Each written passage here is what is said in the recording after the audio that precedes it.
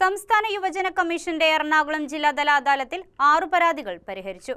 15 പരാതികളാണ് ലഭിച്ചത്. തൊഴിൽ മേഖലയിലെ പ്രശ്നങ്ങൾ മുതൽ സൈബർ തട്ടിപ്പ് വരെ കമ്മീഷന്റെ മുൻപിൽ പരാതികളായി എത്തി.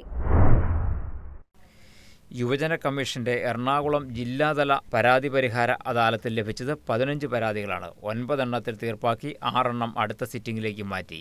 വിദേശത്ത് തൊഴിൽ വാഗ്ദാനം ചെയ്ത സാമ്പത്തിക തട്ടിപ്പ്, വിവിധ സ്വകാര്യ സ്ഥാപനങ്ങളിലെ വേതന കുടിശ്ശിക ലഭിക്കാത്തത്, സാമൂഹ്യ മാധ്യമങ്ങളുടെ അപകീർത്തിപ്പെടുത്തൽ, കോളേജിലെ ഇന്റേണൽ മാർക്ക് അന്യായമായി കുറച്ചത്, സ്വകാര്യ സ്ഥാപനത്തിൽ നിന്ന് എക്സ്പീരിയൻസ് സർട്ടിഫിക്കറ്റ് ലഭിക്കാതിരിക്കുന്നത്, സൈബർ തട്ടിപ്പ് തുടങ്ങിയവയാണ് പരാതിയായി ലഭിച്ചത്.